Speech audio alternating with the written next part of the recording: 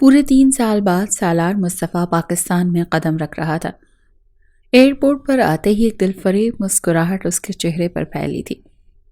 3 سال لگے تھے اس کو اپنے دل کو یہ سمجھانے کے لیے، اس لیے بنا بتائے ہی وہ پاکستان آیا تھا۔ سب کو سرپرائز کرنا چاہتا تھا اور دیکھنا چاہتا تھا کہ انیسہ اسے اپنے سامنے دیکھ کر کیسے ری ایکٹ کرتی ہے۔ وہ ایک خوبصورت لڑکی تھی۔ سالار کا دل اس کے لیے بڑی بےتابی سے دھڑک رہا تھا۔ جیسے ہی ٹیکسی اس کے بڑے سے بنگلے کے باہر کھڑی ہوئی، اس نے اپنا سامان اتارا، ڈور بیل دی۔ جب چوکیدار نے دیکھا تو اس کے چہرے پر مسکراہٹ پھیل گئی۔ کہنے لگا، صاحب جی آپ آ گئے۔ اس نے دروازہ کھول دیا۔ وہ اپنا سامان ملازم کو پکڑا کر کہنے لگا، اندر لے آؤ، اور خود بڑی جان سے چلتا ہوا وہ اپنے بنگلے میں داخل ہوا۔ جیسے ہی لاؤنج میں آیا تو سب سے پہلی نظر اس کی عارفہ بیگم پر جا کر ٹکی تھی، جو لاؤنج میں کھڑی ملازمہ سے رات کے کھانے کے بارے میں بات کر رہی تھی۔ لیکن جیسے ہی سالار کو دیکھا تو حیران رہ گئیں۔ فوراً سے صوفے سے اٹھ کر تیز قدم چلتی ہوئی کہنے لگی، سالار تم آ گئے، تم نے خبر تک نہیں دی۔ یہ کہتے ہوئے وہ سالار کو اپنے سینے سے لگا کر بھینچ چکی تھی۔ کئی آنسو آنکھوں سے ٹوٹ کر بکھرے تھے۔ بیٹا 3 سال پہلے لڑ کر گیا تھا اور پیچھے پلٹ کر نہیں دیکھا تھا۔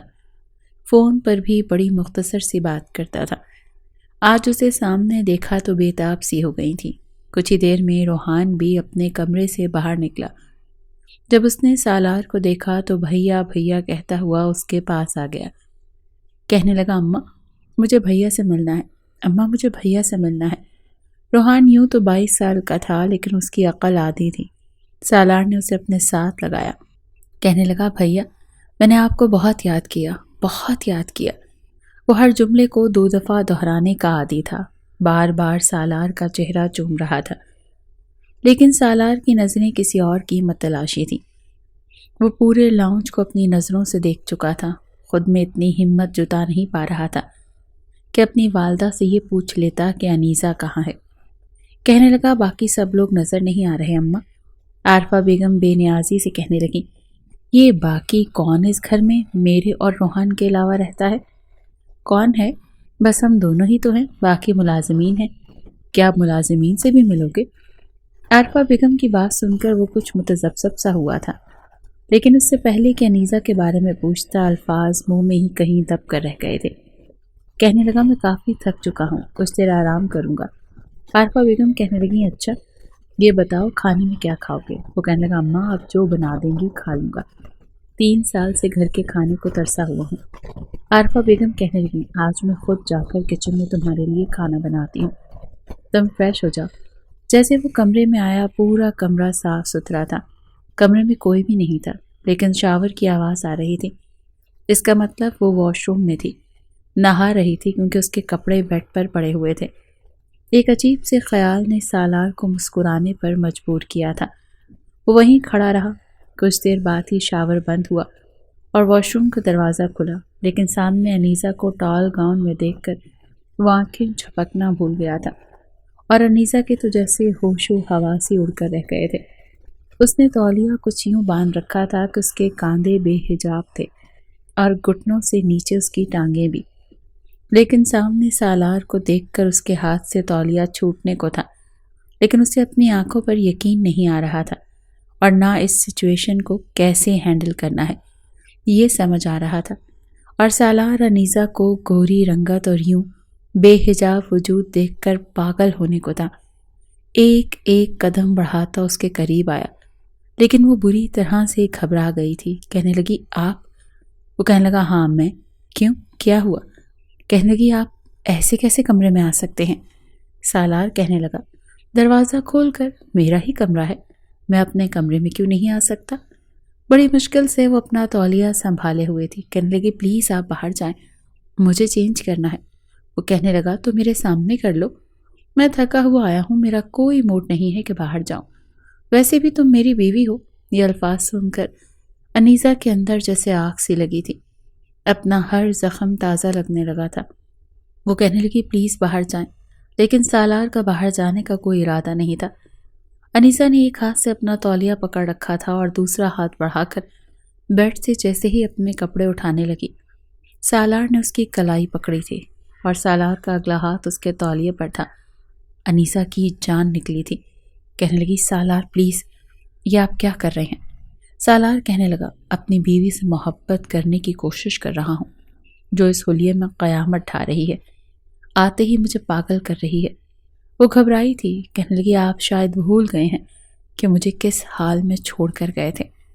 انیسہ کی آنکھوں میں آنسو جھلملائے تھے، پھر ایک سسکاری سی نکلی تھی۔ سالار نے اس کا ہاتھ چھوڑ دیا اور وہ اپنے کپڑے بیڈ سے اٹھائے واش روم میں جا چکی تھی۔ سالار نے گہری سانس لی تھی، اپنے کیے پر افسوس بھی ہو رہا تھا، لیکن اس وقت سچویشن ہی کچھ ایسی تھی کہ اسے یہ سب کرنا پڑا۔ کچھ دیر بعد جب انیسہ واش روم سے باہر آئی تو آنکھیں مترنم سی لگ رہی تھیں کہ وہ رو کر آئی تھی۔ سالار سوچ چکا تھا کہ رات کو اس کی ساری شکایتوں کو دور کر دے گا، اسے اتنی محبت دے کر کہ 3 سال کی ساری کدورت اس کے دل سے نکل جائے گی۔ جیسے ہی واش روم سے باہر آئی سیدھا کمرے سے باہر چلی گئی تھی۔ سالار سفر کی تھکن سے بھی کچھ بے حال ہونے لگا تھا، اسی لیے نہا کر اس نے آرام دہ لباس پہنا اور کچھ دیر کے لیے سو گیا۔ رات کو ڈنر پر ہی وہ باہر آیا تھا، دیکھا تو ٹیبل مختلف قسم کے لوازمات سے بھرا ہوا تھا اور روحان اور عارفہ بیگم بھی ٹیبل پر بیٹھے تھے۔ کہنے لگے، آؤ، تمہارا ہی انتظار کر رہے تھے۔ روحان کہنے لگا، میں بریانی کھاؤں گا۔ عارفہ بیگم کہنے لگی، اچھا میں تمہیں دیتی ہوں۔ انہوں نے روحان کو بریانی کی پلیٹ بھر کر دی تھی۔ تھوڑی سی بریانی سالار نے اپنی پلیٹ میں ڈالی، ساتھ میں ادھر ادھر دیکھنے لگا اور کہنے لگا، انیسہ کہاں ہے؟ کھانا نہیں کھائے گی؟ عارفہ بیگم کہنے لگی، اسے چھوڑو، بھوک لگے گی تو کچن میں کھا لے گی، تم کھانا کھاؤ، دیکھو یہ بریانی میں نے خود بنائی ہے اپنے ہاتھ سے۔ وہ کہنے لگا، اماں، میں اپنے کیے پر بہت شرمندہ ہوں، میں جو کچھ یہاں کر کے گیا تھا مجھے اس پر بہت افسوس ہے، لیکن آپ کے سامنے جو کچھ ہوا تھا اسی لیے میرا رویہ سچویشن کے حساب سے غلط نہیں تھا۔ عارفہ بھی کہنے لگی، بات پرانی ہو گئی ہے، بار بار کیوں دہرا رہے ہو تم؟ کھانا کھاؤ، ہم تو اس بات کو بھول بھی گئے ہیں، جو کچھ ہوا میں جانتی ہوں، تمہارے ساتھ بھی زیادتی ہوئی ہے، لیکن اب جیسا تم چاہو گے ویسا ہی ہوگا۔ تم یہ رشتہ نہیں نبھانا چاہتے تو لعنت بھیجو اس رشتے کو۔ انیسہ کی فکر نہ کرو، وہ ایک کونے میں پڑی رہے گی، اگر تم دوسری شادی کرنا چاہتے ہو تو کر سکتے ہو، مجھے کوئی اعتراض نہیں ہے، بس بیٹا تم اب واپس نہیں جاؤ گے، اپنے کیے پر 3 سال کی سزا میں کاٹ چکی ہوں، سمجھ چکی ہوں کہ کبھی بھی بیٹے کی خواہش کے خلاف نہیں چلنا چاہیے۔ عارفہ بیگم نے اپنے آنسو اپنے دوپٹے کے پلو سے صاف کرتے ہوئے کہا۔ سالار مزید شرمندہ ہوا تھا، کہنے لگا، ماں ایسی کوئی بات نہیں ہے، بس میں جذباتی ہو گیا تھا، لیکن اب میں اس رشتے کو قبول کر چکا ہوں۔ یہ سن کر عارفہ بیگم کے ماتھے پر بل پڑے تھے، کہنے لگی، نہیں، اب تم اس رشتے کو بھول جاؤ۔ یہ سن کر سالار کا چمچ منہ میں جاتے جاتے رکا تھا۔ وہ کہنے لگا، میں بھول جاؤں؟ اماں آپ کیسی باتیں کر رہی ہیں؟ میں 3 سال میں اپنے آپ کو اس بات پر آمادہ کر چکا ہوں کہ انیسہ میری بیوی ہے، اور سچ پوچھیں تو میں یہ رشتہ اب نبھانا چاہتا ہوں۔ یہ سن کر عارفہ بیگم کے چہرے کی رنگت کچھ اڑ گئی تھی۔ انہوں نے ماتھے پر بل ڈالے ہوئے کھانا کھایا، سالار سے مزید کوئی بات نہیں کی، اس کی عادت سے بھی واقف تھی کہ ایک بار جو فیصلہ وہ کر لے اسے کبھی نہیں بدلتا۔ کھانا کھانے کے بعد سالار واپس اپنے کمرے میں جا چکا تھا۔ اسے انیسہ کا انتظار تھا، لیکن یہ انتظار ہی رہ گیا۔ رات کے 1 بجے تک وہ انیسہ کا انتظار کرتا رہا، لیکن وہ کمرے میں نہیں آئی تھی۔ سالار کو اب اس پر غصہ آنے لگا تھا۔ ایسی بھی کیا ضد تھی؟ سالار کو اپنے کیے پر افسوس ہو چکا تھا اور وہ اس کی تلافی کرنا چاہتا تھا، تو پھر انیسہ کے ساتھ کیا مسئلہ تھا؟ وہ اسے ساری خوشیاں دینے کے لیے تیار تھا، تو پھر کس بات کی اکڑ؟ سالار غصے سے کمرے سے باہر نکلا، پورا لاؤنج اندھیرے میں ڈوبا ہوا تھا۔ اس نے کچن میں دیکھا تو کچن کی لائٹ بھی بند تھی اور کچن خالی تھا۔ نیچے بس 4 کمرے تھے، ایک سالار کا اور ایک عارفہ بیگم کا، ایک ڈرائنگ روم تھا اور ایک گیسٹ روم۔ روحان کا کمرہ اوپر تھا، بلکہ روحان کے 2 کمرے تھے، ایک وہ جس میں اس کے من پسند کھلونے ہوتے تھے اور وہ ان سے کھیلتا تھا، اور ایک وہ کمرہ جہاں وہ سوتا تھا۔ سالار نے گیسٹ روم کا دروازہ کھولنا چاہا تو وہ لاک تھا۔ وہ سمجھ گیا تھا کہ انیسہ اس کمرے میں ہے۔ اس نے ہلکی سی دستک دی، لیکن اندر سے کوئی آواز نہیں آئی تھی۔ اس نے پھر سے دستک دی، کہنے لگا، انیسہ، میں جانتا ہوں کہ تم کمرے میں ہو، دروازہ کھولو۔ لیکن انیسہ نے دروازہ نہیں کھولا۔ بلکہ اسے جواب تک دینا گوارا نہیں سمجھا۔ سالار جل کر رہ گیا تھا اور غصے سے اپنے کمرے میں چلا گیا۔ تکیہ درست کیا اور لیٹ گیا، لیکن نیند نہیں آ رہی تھی۔ آنکھیں بند کرتا تھا تو انیسہ کا سراپا اس کے سامنے گھومنے لگتا۔ اس کا تولیے سے لپٹا ہوا وجود اب اس کا دماغ خراب کر رہا تھا۔ بار بار آنکھوں کے سامنے اس کا وہی حلیہ نظر آ رہا تھا، آدھا چھپا ہوا اور آدھا۔ وہ بے چینی سے اٹھ بیٹھا۔ انیسہ پر غصہ آنے لگا۔ وہ اٹھ کر لاؤنج کے باہر چلا گیا۔ چوکیدار، ڈرائیور، ملازمین سبھی اپنے اپنے کمروں میں جا چکے تھے۔ سالار پچھلی جانب سے گیسٹ روم کی بیرونی کھڑکی کے پاس آیا۔ دیکھا تو کھڑکی بند نہیں تھی۔ جیسے ذرا سی کھڑکی کھلی تو اندر سے سسکیوں کی آوازیں آ رہی تھیں۔ اس نے کھڑکی کے اندر آ کر جیسے ہی ہلکا سا پردہ ہٹایا تو اسے لگا جیسے انیسہ بیڈ پر لیٹی رو رہی ہے۔ یقیناً سالار سے خفا تھی، ناراض تھی، لیکن جیسے ہی وہ کود کر اندر آیا تو آواز سے انیسہ اٹھ کر بیٹھ گئی۔ کہنے لگی، کون ہے؟ کون آیا ہے؟ اس نے فوراً سے لائٹ آن کی تو سامنے سالار کو دیکھ کر گھبرائی تھی۔ کہنے لگی، آپ یہاں کیا کر رہے ہیں؟ آپ کو شرم نہیں آتی چوروں کی طرح میرے کمرے میں آتے ہوئے؟ وہ کہنے لگا، تمہیں میری بات سمجھ میں نہیں آئی؟ دروازہ کھٹکھٹایا تھا نا میں نے، شرافت کی زبان سمجھ میں نہیں آتی؟ انیسہ فوراً سے کھڑی ہو گئی۔ پلیز آپ جائیں یہاں سے۔ تب تک سالار اس کے قریب آ چکا تھا، اس کے مقابل آ کر کھڑا ہو گیا۔ اس سے پہلے کہ وہ چند قدم پیچھے ہٹتی، سالار نے اپنے دونوں ہاتھ انیسہ کی کمر پر حائل کر کے اسے اپنے قریب کیا۔ کیا کر رہی تھی؟ اس نے کوئی جواب نہیں دیا، بس اپنے آپ کو چھڑوانے لگی۔ وہ کہنے لگا، میں تم سے اپنا گزشتہ رویوں کی معافی مانگنا چاہتا ہوں اور بس رشتے کو ویسے نبھانا چاہتا ہوں جیسے نبھانے کا حق ہے۔ میں تمہیں اپنے کمرے میں بڑی عزت سے لے کر جانا چاہتا تھا، لیکن تم نہیں آئیں۔ خیر، یہ بھی میرا ہی کمرہ ہے۔ وہ کہنے لگی، پلیز آپ مجھ سے دور رہیں، میں آپ کے قریب نہیں آنا چاہتی۔ سالار کہنے لگا، میرا دماغ خراب کر کے، میرے سارے جذبات کو آگ لگا کر اب تم کہہ رہی ہو کہ تم میرے قریب نہیں آؤ گی؟ ایسا کیسے ممکن ہے؟ آنکھیں بند کرتا ہوں تو تمہارا تولیہ میں لپٹا وجود میرا چین چرانے لگتا ہے۔ مجھے نہیں پتا تھا کہ تمہارا حسن میرے حواسوں پر سوار ہو جائے گا۔ بہت بڑی غلطی کی میں نے، 3 سال ضائع کر دیے۔ مجھے تو چاہیے تھا کہ اسی رات، یہ کہتے ہوئے اس کا لہجہ خمار آلود ہونے لگا تھا، لیکن انیسہ مسلسل اس سے اپنا آپ چھڑوا رہی تھی۔ لیکن سالار کی گرفت بہت مضبوط تھی۔ جب وہ بے بس ہو گئی تو رونے لگی۔ یہ دیکھ کر سالار کا دل کچھ موم ہوا تھا۔ کہنے لگا، کیا بات ہے، رو کیوں رہی ہو؟ کہنے لگی، پلیز مجھ سے دور رہو سالار۔ تو وہ کہنے لگا، بہت نخرے دکھا رہی ہو تم، میں تمہارے مزید نخرے برداشت نہیں کروں گا۔ یہ کہہ کر وہ اسے بیڈ تک لے آیا اور اسے بیڈ پر لٹا دیا۔ اس سے پہلے کہ وہ اٹھتی یا کوئی احتجاج کرتی، سالار نے اسے موقع ہی نہیں دیا تھا۔ وہ خود کو اس پر گرا چکا تھا اور اب اس کے اوپر حاوی ہو چکا تھا۔ وہ کہنے کی، پلیز ایک بار میری بات سن لیں۔ لیکن سالار بے خودی میں آگے بڑھنے لگا تھا۔ اس کے بالوں کو مکمل طور پر کھول چکا تھا، اپنی انگلیوں کو بالوں میں پھنسا چکا تھا۔ اس سے پہلے کہ وہ اپنی بے تابیاں اس پر لٹاتا، وہ بے ہوش ہو چکی تھی۔ اسے بالکل بے سد دیکھ کر سالار کے ہوش اڑے تھے۔ وہ اسے ہلانے جلانے لگا، کہنے لگا، خدا کے لیے اٹھو، تمہیں ہوا کیا ہے؟ میں نے تو تمہارے ساتھ ایسا کچھ بھی نہیں کیا، ابھی تو ایسا کچھ کیا ہی نہیں۔ لیکن انیسہ کو ہوش نہیں آ رہا تھا۔ سالار اس قدر پریشان تھا کہ رات کو ہی اسے گود میں بھر کر لاؤنج سے ہوتا ہوا باہر لے آیا، اپنی گاڑی کی پچھلی سیٹ پر اسے لٹایا اور مین گیٹ کھول کر گاڑی باہر نکالی، پھر دروازہ بند کر کے دوبارہ گاڑی میں بیٹھ کر تیز ڈرائیو کرتا ہوا اسے قریبی ہسپتال لے گیا۔ لیڈی ڈاکٹر سے کہنے لگا، پتہ نہیں اس کی بیوی کو کیا ہو گیا، بے ہوش ہو گئی ہے۔ ڈاکٹر نے اسے عجیب سی نظروں سے دیکھا۔ کہنے لگی، آپ اسے فولڈنگ بیڈ پر لٹا دیں۔ اس نے بیڈ پر لٹا دیا، پھر کہنے لگی، آپ باہر جا سکتے ہیں۔ کچھ دیر بعد نرس آئی اور کہنے لگی، آپ کی بیوی کو ہوش آ چکا ہے۔ یہ سن کر سالار کے سینے میں سانس بحال ہوا۔ وہ کہنے لگا، کیا میں اپنی بیوی سے مل سکتا ہوں؟ وہ کہنے لگی، جی ہاں ضرور، اور ویسے بھی آپ کو لیڈی ڈاکٹر بھی بلا رہی ہیں، آپ سے بات کرنا چاہتی ہیں۔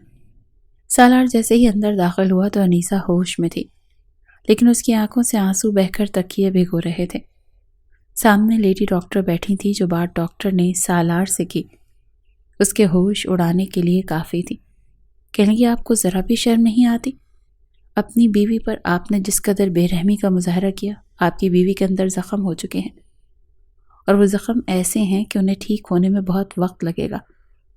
پتہ نہیں آپ مرد بیوی کے قریب آتے ہی جانور کیوں بن جاتے ہیں۔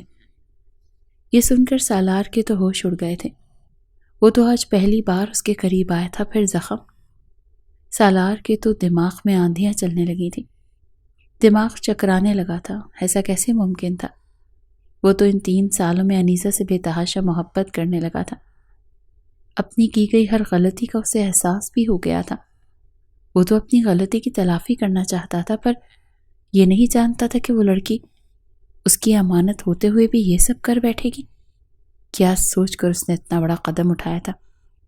سالار بڑے غصے میں تھا۔ اس نے لیڈی ڈاکٹر کے سامنے کچھ نہیں کہا، اور انیسہ یوں تھی کہ نظریں نہیں ملا پا رہی تھی، سمجھ نہیں پا رہی تھی کہ کیا جواب دے گی، کیونکہ سالار کی آنکھوں میں سوالات کو وہ دیکھ چکی تھی جس کا اس کے پاس کوئی جواب نہیں تھا۔ نہ بہرحال جیسے ہی اسے گاڑی میں لے جا کر بیٹھنے کا کہنے لگا، تبھی سالار کا لہجہ بڑا روکھا تھا۔ انیسہ بے حد پریشان تھی کہ کیا جواب دے گی، لیکن گاڑی میں بھی سالار نے اس سے کوئی بھی سوال نہیں پوچھا تھا۔ سالار کے دماغ میں تو جیسے آندھیاں سی چل رہی تھیں۔ سب کچھ آہستہ آہستہ اسے یاد آنے لگا کہ اس دن کیا ہوا تھا جس واقعے نے اس کی زندگی کو بدل کر رکھ دیا تھا۔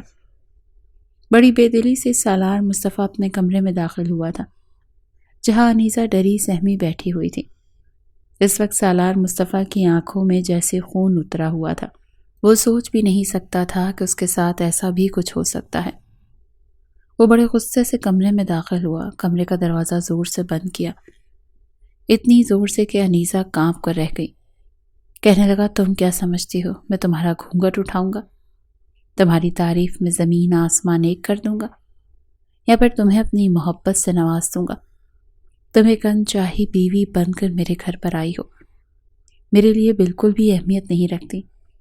میں تمہاری شکل بھی دیکھنا گوارا نہیں کر سکتا، تمہارے ساتھ بیٹھ کر بات کرنا تو بہت دور کی بات ہے۔ سالار کا بس نہیں چل رہا تھا کہ اس نازک سی لڑکی کا حشر بگاڑ کر رکھ دے۔ وہ تو وہاں شادی اٹینڈ کرنے گیا تھا، اسے کیا خبر تھی کہ کسی اور کی ہونے والی بیوی اس کی بیوی بن جائے گی۔ وہ تو اپنی والدہ کے ساتھ ایک شادی اٹینڈ کرنے گیا تھا۔ عارفہ بیگم کی دور کی کزن کی بیٹی کی شادی تھی، اور اس وقت سالار کو انگلینڈ سے آئے ہوئے چند ماہ ہوئے تھے، اور اسے واپس انگلینڈ بھی جانا تھا، لیکن عارفہ بیگم اسے اپنی کزن کی بیٹی کی شادی پر لے گئیں۔ ایک پسماندہ سا علاقہ تھا جہاں ایک چھوٹے سے گھر کے سامنے ہی کناتیں لگی ہوئی تھیں اور مہمانوں کو بٹھایا جا رہا تھا۔ سالار اول تو اس قسم کی شادیوں میں آنے کا عادی ہی نہیں تھا، ہمیشہ امیر لوگوں سے ہی اس کا اٹھنا بیٹھنا اور ملنا جلنا تھا۔ اپنی والدہ کے مجبور کرنے پر وہ آیا، اس لیے کرسی پر جا کر بیٹھ گیا۔ دلچسپی کے لائق وہاں اس کے لیے کچھ بھی نہیں تھا، اسی لیے اپنے موبائل پر ٹیکسٹ میسج کرنے لگا۔ شادی کے بارے میں ابھی اس نے کچھ بھی سوچا نہیں تھا۔ کچھ دیر بعد ہی دلہن کو اسٹیج پر بٹھایا گیا۔ پہلی نظر جب سالار کی انیسہ پر پڑی تھی، اسے دل ہی دل میں اس کے حسن اور خوبصورتی کو دیکھ کر سراہے بغیر نہیں رہ پایا تھا۔ یہی سوچ رہا تھا کہ اس کا ہونے والا شوہر تو بڑا خوش نصیب ہے، جسے یہ ہیرے جیسی دلہن ملنے والی ہے۔ بڑے اچھے نصیب پائے ہیں موصوف نے۔ بہرحال اس نے گہری سانس لی اور پھر دوبارہ اپنے موبائل میں مصروف ہو گیا، لیکن بارات کا انتظار ہی رہ گیا۔ 11 بج چکے تھے لیکن بارات نہیں آئی۔ کئی فون انیسہ کے والدین لڑکے والوں کو کر چکے تھے، لیکن وہ لوگ فون نہیں اٹھا رہے تھے۔ بالآخر اس کے والد ہی لڑکے والوں کے گھر گئے، لیکن جب واپس آئے تو رو رہے تھے اور اپنا سینہ پیٹ رہے تھے کہ میری بیٹی کی زندگی کو داؤ پر لگا کر وہ شخص نہ جانے کہاں بھاگ گیا۔ پتہ نہیں لوگ اپنے بیٹوں کی شادیاں کرتے ہوئے ان کی رضامندی کیوں نہیں پوچھتے۔ اگر اس لڑکے کا کسی اور لڑکی کے ساتھ چکر تھا تو پھر میری بیٹی کے ساتھ رشتہ کیوں کیا؟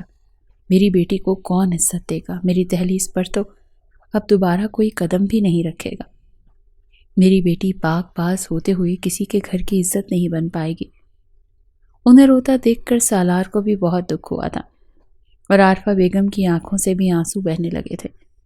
وہ شاید پہلی لڑکی تھی جو دلہن بنی بیٹھی پھوٹ پھوٹ کر رو رہی تھی، اور اس کا باپ شاید پہلا باپ تھا جو ہال میں موجود تمام لڑکوں کے باپوں کے سامنے ہاتھ جوڑ کر کہہ رہا تھا کہ خدا کے لیے میری بیٹی کا نکاح اپنے بیٹے سے کر دو، اسے اپنی عزت بنا لو، اگر آج اس کا نکاح نہیں ہوا تو کبھی نہیں ہوگا۔ میری بیٹی کی عزت رکھ لو، کوئی ہے جو میری بیٹی کی عزت رکھ لے؟ اسے یوں روتا بلکتا دیکھ کر سالار کو بھی کچھ ہوا تھا، لیکن عارفہ بیگم سے یہ سب برداشت نہیں ہوا اور انہوں نے کہا کہ ہاں میرا بیٹا عزت دے گا، آپ کے نکاح شروع کروائیں۔ یہ سن کر سالار کا حیرت سے برا حال تھا، وہ سوچ بھی نہیں سکتا تھا کہ اس کی ماں اسے بلی کا بکرا بنا کر رکھ دے گی۔ ٹھیک ہے، اسے دکھ تھا کہ لڑکے والے آخری وقت میں مکر گئے اور لڑکی کی زندگی بھی برباد ہونے لگی، اور یہ ایک تکلیف تھی، لیکن اس کا حل یہ تو نہیں تھا کہ اس کی شادی کر دی جاتی۔ وہ عارفہ بیگم کو گھورتا رہ گیا، لیکن عارفہ بیگم نے اس کے اشارے بازیوں کو بھی نہیں سمجھا اور اس کا نکاح انیزہ سے پڑھوا دیا۔ نکاح تو وہ کر چکا تھا، لیکن جیسے ہی گھر میں داخل ہوا غصے سے اس نے طوفان سا کھڑا کر دیا تھا۔ انیزہ تو کھڑی کام کو رہ گئی تھی، وہ کہنے لگا میں اس لڑکی سے ہرگز شادی نہیں نبھاؤں گا، آپ نے زبردستی یہ شادی کروائی ہے، یہ رشتہ میں کبھی نہیں نبھا پاؤں گا، ویسے بھی میری کل کی فلائٹ ہے، میں واپس انگلینڈ چلا جاؤں گا، یہ لڑکی آپ لوگوں کی ذمہ داری ہے، آپ نے کیوں زبردستی میرا نکاح اس سے کروایا؟ عارفہ بیگم اسے سمجھانے لگی۔ ایک ملازمہ سے کہا کہ جاؤ انیزہ کو سالار کے کمرے میں لے جا کر بٹھا دو۔ سالار تو یہ سن کر بپھر گیا، کہنے لگا یہ میرے کمرے میں نہیں جائے گی، لیکن ملازمہ تب تک انیزہ کو سالار کے کمرے میں بٹھا کر آ چکی تھی۔ وہ عارفہ بیگم پر چلا رہا تھا کہ میں نے تو اس لڑکی کے دولہا کو نہیں کہا تھا کہ بھاگ جائے تاکہ یہ مصیبت میرے گلے پڑ جائے؟ آپ جانتی ہیں نا کہ میں ابھی شادی کرنا ہی نہیں چاہتا تھا، اور میں شادی کرتا تو اس مڈل کلاس لڑکی سے کبھی بھی نہیں کرتا، مجھے ہائی کلاس اور ہائی سوسائٹی کی لڑکیاں اچھی لگتی ہیں۔ آپ نے کیا سوچ کر میری شادی اس لڑکی سے کی ہے؟ میں اس کے ساتھ کوئی رشتہ نہیں نبھاؤں گا اور میں واپس کبھی نہیں آؤں گا، آپ سمجھی؟ آپ نے اپنے بیٹے کی قربانی دے دی۔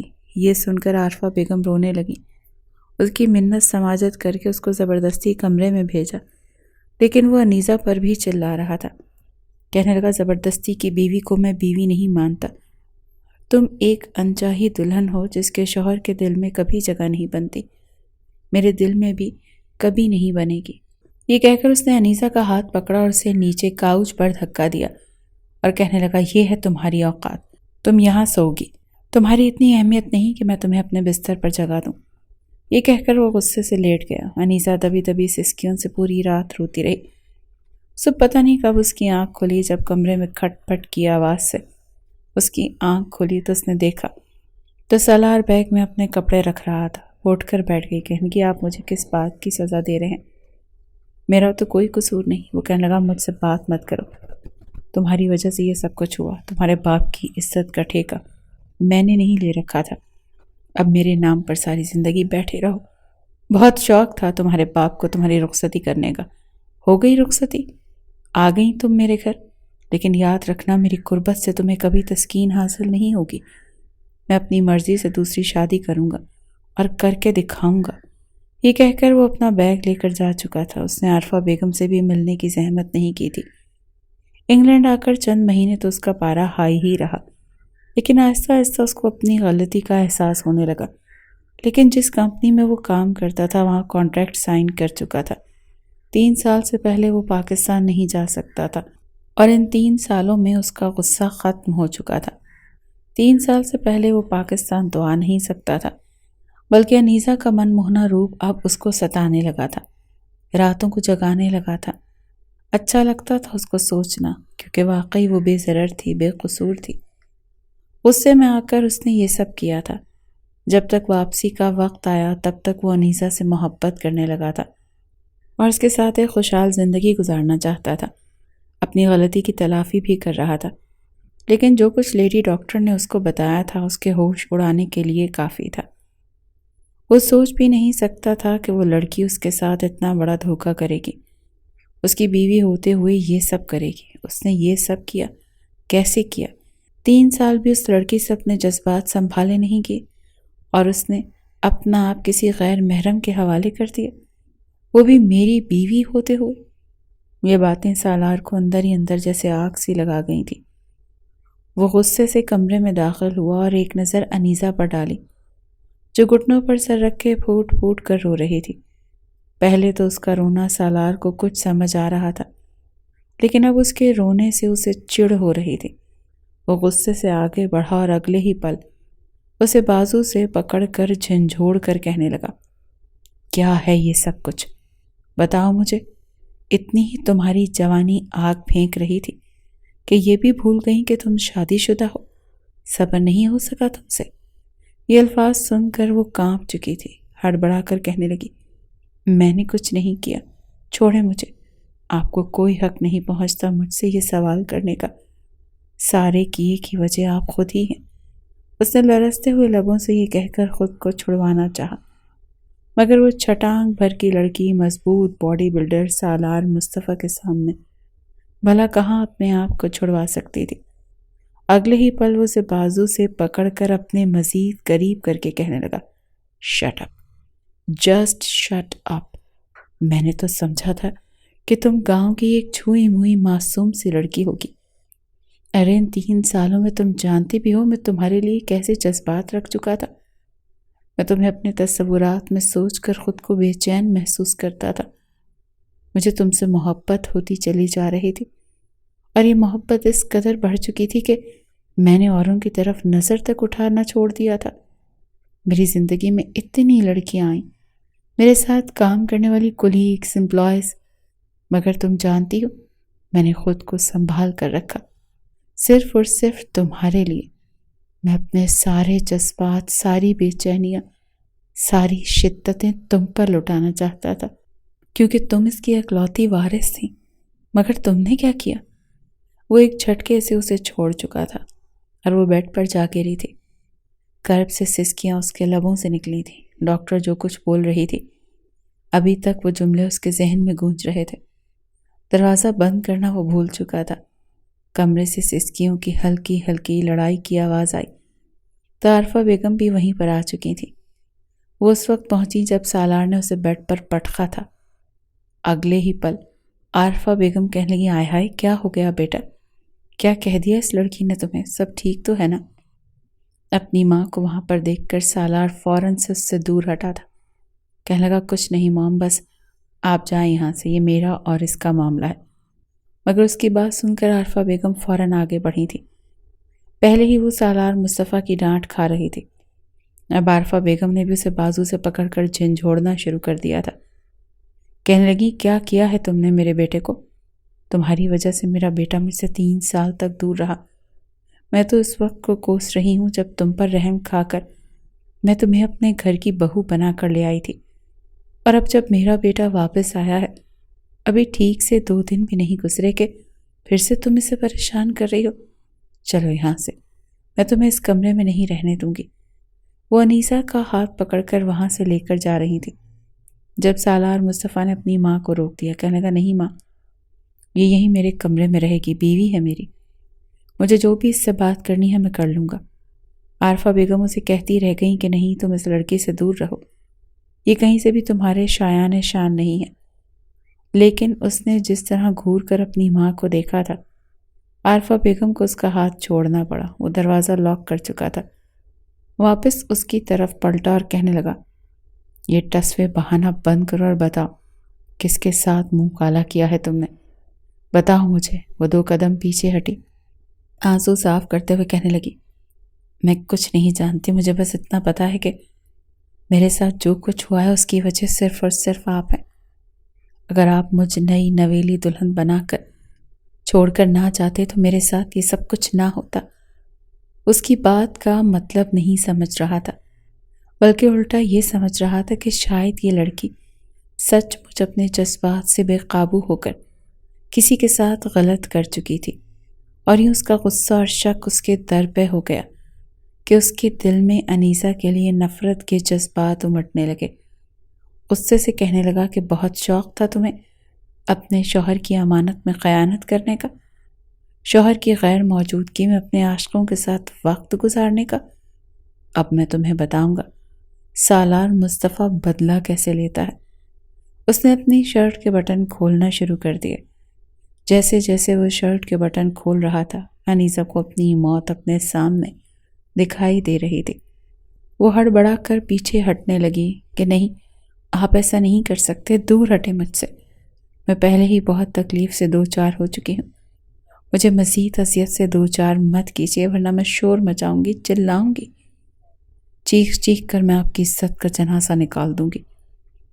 انیزہ کے منہ سے یہ سن کر سالار نے اسی کا دوپٹہ آگے بڑھ کر اس کے گلے سے کھینچا اور وہ گھبرا کر اپنے ہاتھ سینے پر رکھ کر اپنا حسن اس سے چھپانے لگی، مگر وہ اپنی شرٹ کو اتار کر ایک طرف پھینک چکا تھا۔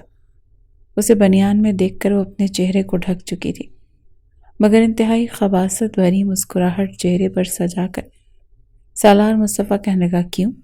اب شرم آ رہی ہے تمہیں؟ اب بھی میری تعریف ہی کرو نا جیسے اپنے یار کی کرتی ہوگی، یقیناً تمہاری مرضی بھی تو شامل ہوگی نا۔ وہ جان بوجھ کر خود کو بھی اذیت دے رہا تھا اور اس طرح کے الفاظ استعمال کر کے انیسہ کو بھی تکلیف دے رہا تھا۔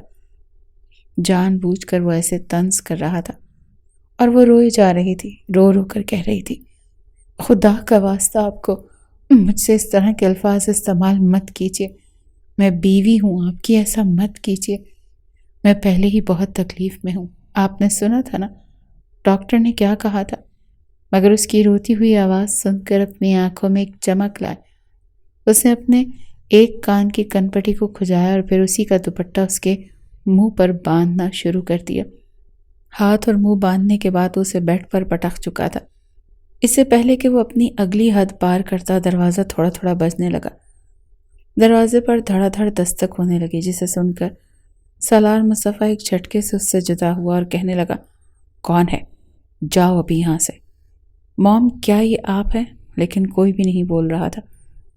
ماتھے پر بل ڈالے جیسے ہی سالار نے دروازہ تھوڑا سا کھولا تو دروازہ کھولنے کی آواز سن کر ایک جھٹکے سے دروازہ پورا کھل چکا تھا اور پھر سالار کے ماتھے پر بل پہلے سے بھی زیادہ گہرے ہو چکے، کیونکہ روحان کمرے میں داخل ہو چکا تھا۔ اگلے ہی پل ایک نظر اس نے انیسہ پر ڈالی جو اپنے ہاتھ اور منہ بندھے بیڈ پر بیٹھی رو رہی تھی۔ غصے سے سالار مصطفیٰ کو دیکھ کر کہنے لگا، یہ سب کچھ کیا ہے بھائی؟ آپ اتنی پیاری بھابھی کے ساتھ اس طرح کا سلوک کیسے کر سکتے ہیں؟ آپ کو شرم آنی چاہیے بھائی، آپ کو شرم آنی چاہیے۔ اتنی پیاری گڑیا جیسی سافٹ انیسہ کے ساتھ آپ ایسا کیسے کر سکتے ہیں؟ اتنی سافٹ پیاری سی بھابھی کو آپ نے باندھا کیوں؟ یہ کہہ کر وہ فوراً انیسہ کی طرف گیا۔ انیسہ نے جیسے ہی اپنی جانب بڑھتے ہوئے روحان کو دیکھا تو فوراً بیڈ پر چڑھتے ہوئے دوسرے کنارے کی طرف لگی تھی۔ گھٹنوں کے گرد اپنے بازو حائل کیے وہ سہم رہی تھی، جو کہ سالار کو تھوڑا عجیب بھی لگا تھا، مگر اس وقت اسے روحان پر بھی غصہ آنے لگا۔ کہنے لگا، روحان، تمیز نہیں ہے کیا تمہیں؟ کیا ماما نے تمہیں یہ نہیں سکھایا کہ یوں کسی کے کمرے میں نہیں جاتے؟ وہ فوراً سے کہنے لگا، یہ کسی کا کمرہ نہیں، میری انیسہ کا کمرہ ہے، سمجھے آپ چلے جائیں یہاں سے۔ آپ نے کیوں باندھا اس کو؟ ہاں کیوں باندھا ہے؟ وہ خود آگے بڑھ کر انیسہ کو کھولنا چاہتا تھا، لیکن انیسہ مسلسل خود کو اس سے دور کر رہی تھی۔ سالار اگلے ہی پل آگے بڑھا اور بازو سے پکڑ کر اس نے اپنے کمرے سے روحان کو نکالا تھا۔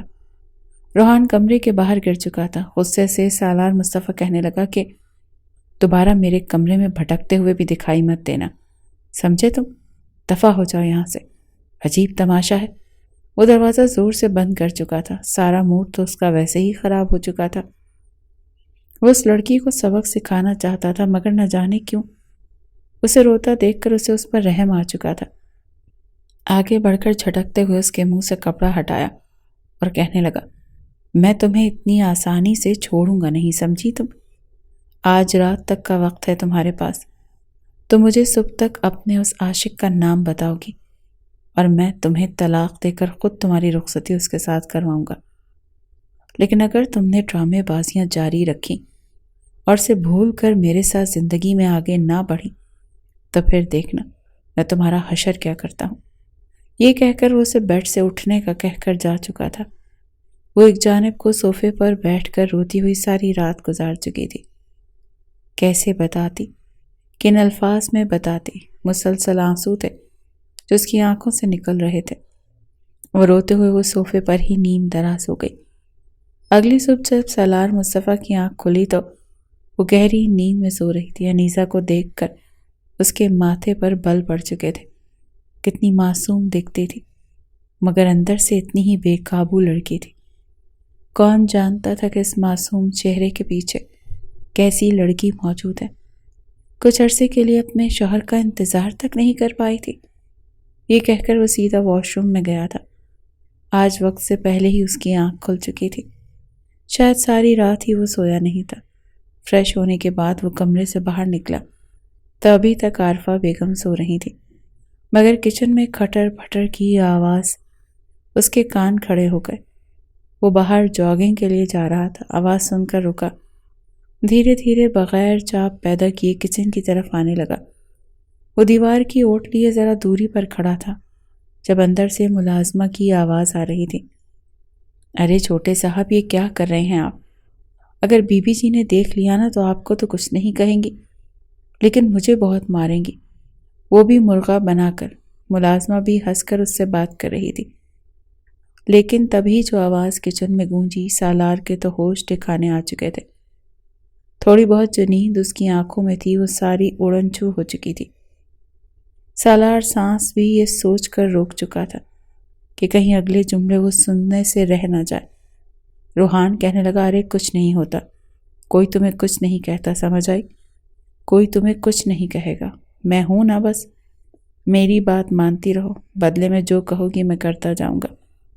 روحان کی آواز کپ کپا رہی تھی، اس کا لہجہ خمار آلود تھا۔ ایسے لگ رہا تھا جیسے وہ کسی سرشاری میں ڈوبا ہوا یا پھر نشے میں ہے۔ تھوڑا سا آگے بڑھ کر جب سالار نے اندر کا منظر دیکھا تو اسے اپنی آنکھوں پر یقین نہ آیا۔ ملازمہ جس کی عمر 25-26 سال تھی، وہ اس وقت ناشتہ بنا رہی تھی، اور وہیں روحان اسے اپنی باہوں میں بھرے اپنا سر اس کے کاندھے پر رکھا ہوا بے باک گستاخیاں کر رہا تھا۔ سالار فوراً وہاں سے پیچھے ہٹ گیا۔ روحان اس طرح کی حرکتیں تو 21-22 سال کا ہو کر بھی اپنے بچپنے میں تھا، پھر یہ سب کچھ کیسے؟ شاید سالار یہ بھول چکا تھا کہ بھلے ہی اس کا ذہن بچہ تھا، لیکن وہ جسمانی طور پر بھرپور جوان ہو چکا تھا۔ اس کے اندر بھی وہی خواہشات جو کہ اس عمر کے لڑکوں کی ہوتی ہیں، بس اچھے برے کی تمیز اس میں نہیں آئی تھی۔ اسی لیے جو کچھ فلموں اور ٹی وی ڈراموں میں دیکھتا تھا وہی سب کچھ یہاں پر وہ کر رہا تھا، اور وہ ملازمہ بھی اس کا بھرپور فائدہ اٹھا رہی تھی۔ کہنے لگی، روحان بابا، آپ کو پتا ہے مجھے نا 5000 روپے چاہیے۔ وہ سرخ نوٹ جس پر 5 کے آگے 3 زیرو لگے ہوتے ہیں۔ روحان جلدی سے اسے مزید اپنے قریب کھینچ کر کہنے لگا، ہاں ویسے بھی بہت سے نوٹ ماما کے پرس میں ہیں، ماما کے پاس تو بہت زیادہ پیسے ہیں، ان کا پرس تو ہر وقت پیسوں سے بھرا رہتا ہے، اور تو اور اب تو سالار بھائی کے پاس بھی میں نے ایسے بہت سے نوٹ دیکھے ہیں۔ اگلے پل وہ ملازمہ کھل کھلا کر ہنسی اور کہنے لگی، میرے راج دلارے روحان بابو، آپ کو پتہ ہے اگر آپ مجھے وہ سرخ نوٹ لا کر دیں گے تو میں آپ کو کچھ ایسا تحفہ دوں گی کہ آپ سوچ بھی نہیں سکتے، آپ کو کتنا اچھا لگے گا۔ روحان فوراً سے کہنے لگا، سچ؟ اگر میں تمہیں وہ نوٹ لا کر دوں تو تم مجھے اچھے اچھے تحفے دو گی؟ جو میں کہوں گا وہ کرو گی؟ پلیز تم میرے کمرے میں آیا کرو نا، میں تمہارے ساتھ ڈھیر ساری باتیں کرنا چاہتا ہوں، اور تمہیں بہت زیادہ پیار بھی کرنا چاہتا ہوں، جیسے فلم میں ہیرو اپنی ہیروئن سے کرتا ہے۔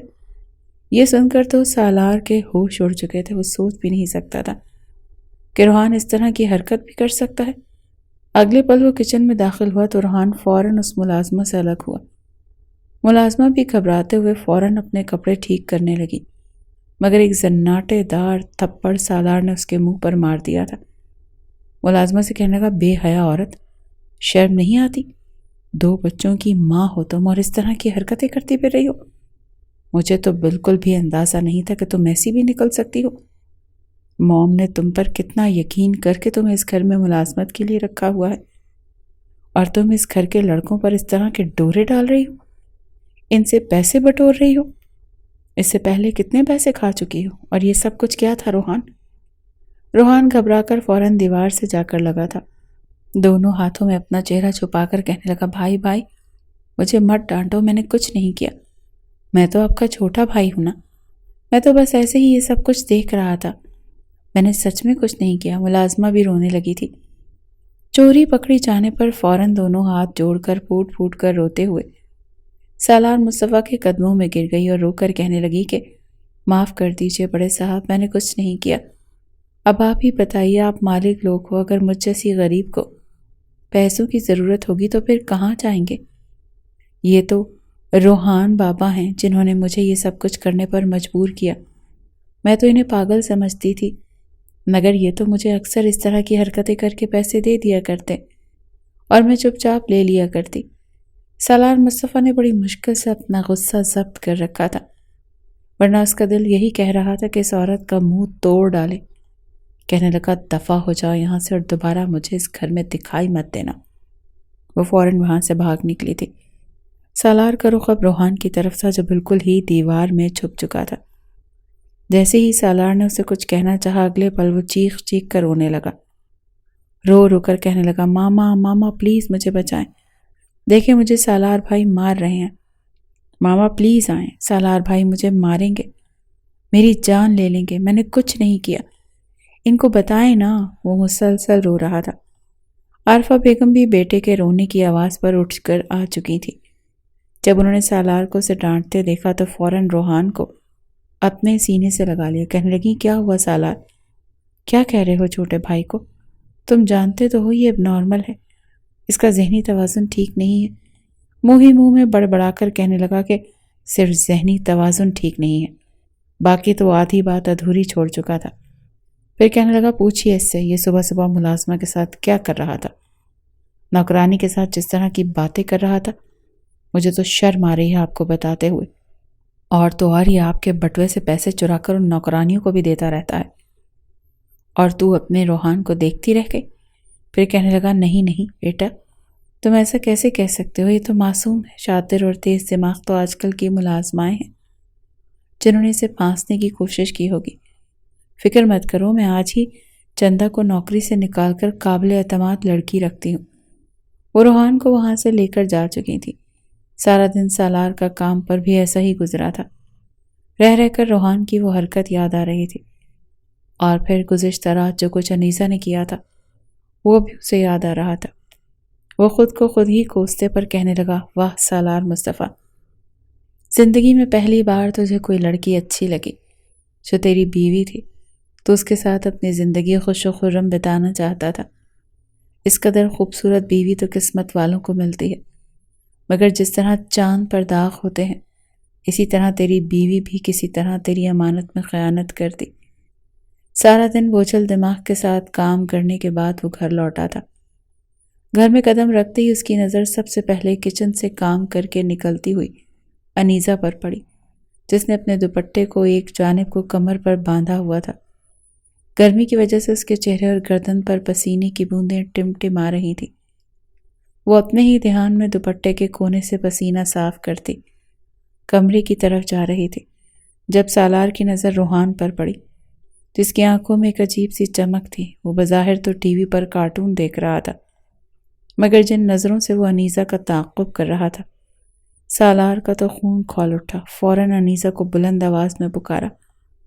انیزہ نے پلٹ کر اس کی جانب دیکھا تو فوراً دوپٹہ ٹھیک کرتے اس کے پاس آ گئی۔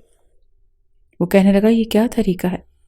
آئندہ کے بعد میں تمہیں یوں دوپٹہ گلے میں لے کر گھومتا ہوا نہ دیکھوں۔ تم سر پر لے کر چلو گی۔ ہاتھ بڑھاتے ہوئے انیزہ نے فوراً سے دوپٹہ سر پر لیا تھا۔ عارفہ بیگم نے یہ سنا تو اگلے ہی پل ہنس پڑی، جو خود بغیر دوپٹے کے گھر میں گھوما کرتی تھی۔ اس وقت بھی ڈھیلی ڈھالی کرتی اور ٹراؤزر میں موجود تھی۔ ہنس کر چلتے ہوئے سالار کے پاس آئے، کہنے لگی، کیا سالار بیٹا، کیا ہو گیا ہے؟ تم کب سے روایتی مردوں کی طرح اپنی بیوی پر پابندیاں لگانے لگے؟ سالار مصطفیٰ نے ایک چپتی نظر ان پر ڈالی، پھر کہنے لگا، سمجھائیں اسے اپنی نظروں کے زاویے درست کرے، یہ نہ ہو کہ مجھ سے 2 تھپڑ کھا کر اسے عقل آ جائے۔ عارفہ بیگم کے چہرے پر کئی رنگ آ کر گزر چکے۔ سالار کو دیکھ کر تو روحان فوراً سے اپنے کمرے کی طرف بھاگا تھا۔ وہ وہیں لاؤنج میں بیٹھ کر کچھ دیر عارفہ بیگم سے بات کرتا رہا۔ عارفہ بیگم اس کے سامنے کئی لڑکیوں کی تصویریں رکھ رہی تھی۔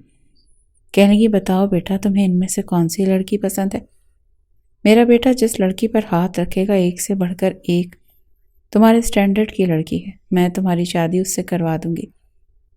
مگر وہ چپ چاپ ان تصویروں کو دیکھتا رہا، پھر کہنے لگا، میں آپ کو فی الحال اس بارے میں کچھ نہیں کہہ سکتا، میں بہت زیادہ تھکا ہوا ہوں، مینٹلی ڈسٹربڈ ہوں۔ جب میں پرسکون ہوا تبھی آپ کو اس بارے میں اپنی رائے دوں گا۔ یہ سن کر عارفہ بیگم بھی تھوڑی مطمئن ہوئی تھی۔ کہنے لگی اچھا، اس کا مطلب اس لڑکی سے سچ مچ تمہارا دل بھر چکا ہے؟ اچھا ہی ہے، اس لڑکی کو اپنی زندگی سے اٹھا کر باہر کرو۔ ویسے بھی اس کا تمہارے نکاح میں ہونا نہ ہونا برابر ہی ہے۔ وہ اپنی ماں کی بات سننے کے بعد سیدھا کمرے میں آیا تھا۔ کمرے میں قدم رکھا تو سامنے فریش ہو کر اپنے بالوں کو باندھے انیسہ کھڑی تھی۔ انیسہ کو دیکھ کر اس نے الماری سے اپنے کپڑے نکالے اور وہ بھی فریش ہو کر باہر آیا تھا۔ اس سے پہلے ہی انیسہ ایک بار پھر کچن میں جاتی، وہ اسے آواز دے کر وہیں پر روک چکا تھا۔ کہنے لگا کیا دیکھا میں نے؟ تمہیں کیا سنائی نہیں دیتا؟ انیسہ ہچکچاتے ہوئے کہنے لگی کیا میں نے تو کچھ نہیں سنا؟ وہ دونوں ہاتھ سینے پر باندھ کر کہنے لگا میں نے تمہیں کہا تھا کہ تم مجھے اپنے اس عاشق کا نام بتاؤ گی جس نے میری غیر موجودگی میں تمہیں تسکین کے لمحات سے نوازا ہے۔ وہ فوراً نظریں پھیر چکی تھی، پھر کہنے لگی میں بار بار آپ کو کہہ رہی ہوں کہ میرے ساتھ اس لہجے میں بات مت کریں، اتنا ہی بولیں جتنا بعد میں آپ ہضم بھی کر سکیں۔ جو سوال آپ مجھ سے پوچھ رہے ہیں یہی سوال اگر جا کر آپ اپنی ماں سے کریں گے تو زیادہ بہتر ہوگا، کیونکہ آپ کی ماں ہی ان سوالات کا بہتر جواب دے سکتی ہے، ٹھیک ہے؟ یہ کہہ کر انیسہ وہاں سے جا چکی تھی اور سالار سوچ میں پڑ چکا تھا کہ آخر اس بارے میں اپنی ماں سے کیسے پوچھے۔ بہرحال اس نے ڈھکے چھپے الفاظ میں اپنی ماں سے جو پوچھا کہ ان 3 سالوں میں انیسہ کتنی بار اپنے مائکے گئی۔ جواب میں عارفہ بیگم کہنے لگی کہاں گئی؟ اسے تو ہمارے اس بڑے سے گھر کی ایسی عادت پڑ گئی، ایئر کنڈیشنر میں رہتی ہے، بمشکل ان 3 سالوں میں کوئی 8-10 بار ہی اپنے مائکے گئی ہوگی۔ سالار سکندر کہنے لگا نہیں، میرے آنے سے پہلے یہ آخری بار کب گئی تھی؟ عارفہ بیگم پھر سے اپنے منہ میں ڈالتے ہوئے کاجو کہنے لگی ارے اسے تو 5-6 مہینے ہو چکے ہیں، یہ اپنے مائکے گئی ہی نہیں۔ یہ سن کر سالار بھی سوچ میں پڑ چکا تھا، اس کا مطلب وہ جو بھی تھا یہی کا تھا، لیکن کون تھا؟ سالار کے ذہن میں بہت سی کہانیاں بن رہی تھی، مگر وہ ان ساری کڑیوں کو آپس میں ملانے سے پہلے خود ہی بے یقینی سے نفی میں سر ہلا دیتا کہ نہیں، ایسا نہیں ہو سکتا۔ اس روز وہ بغیر بتائے وقت سے پہلے گھر آ چکا تھا، دبے پاؤں قدم رکھتے ہوئے گھر میں داخل ہوا۔ آج اس کی خواہش تھی کہ وہ اپنی ماں کو سرپرائز دے۔ شاید وہ کچن میں موجود تھیں۔ وہ دھیرے دھیرے قدم اٹھاتا ابھی کچن کے دروازے تک پہنچا تھا کہ اندر سے انیسہ کی سسکیوں کی آواز آنے لگی۔ انیسہ سسک سسک کر رو رہی تھی۔ اس کی آواز پر تو سالار مصطفیٰ کے قدم وہیں پر منجمد ہو گئے۔ ایک لمحے کے 1000ویں حصے میں کئی طرح کے منفی سوچیں اس کے ذہن میں آنے لگی۔ تبھی کچن میں ایک آواز گونجی بدبخت کمینی، کیا بتایا ہے تو نے سالار کو؟ بتا مجھے، وہ کیوں کل مجھ سے ساری تفتیش کر رہا تھا؟ تجھے میں نے کتنی دفعہ کہا ہے سالار کے کمرے میں مت جایا کر، کوئی بھی بہانہ لگا، کوئی بھی ڈرامہ کر، لیکن سالار کے کمرے میں مت رہنا۔ تیرے لیے روم خالی کروایا ہے جو رکھا ہے، وہاں کیوں نہیں رہتی؟ کیا کہا ہے تو نے سالار کو جو مجھ سے بار بار تفتیشی انداز میں سوال کر رہا تھا؟ روتے ہوئے انیسہ کی آواز گونجی کہ میں نے ان سے کچھ نہیں کہا، چھوڑے، مجھے درد ہو رہا ہے۔ کیا پہلے آپ نے مجھے کم تکلیفیں دی ہیں جو اب میری جان لینا چاہتی ہیں؟ وہ اپنی گردن عارفہ بیگم سے چھڑوا رہی تھی، لیکن اگلے ہی پل عارفہ بیگم نے گرما گرم چمٹا اٹھا کر اس کے ہاتھ پر لگا دیا۔ عارفہ کے اس عمل پر وہ درد سے چلائی تھی۔ اس کا چلانا سالار سے برداشت نہ ہوا۔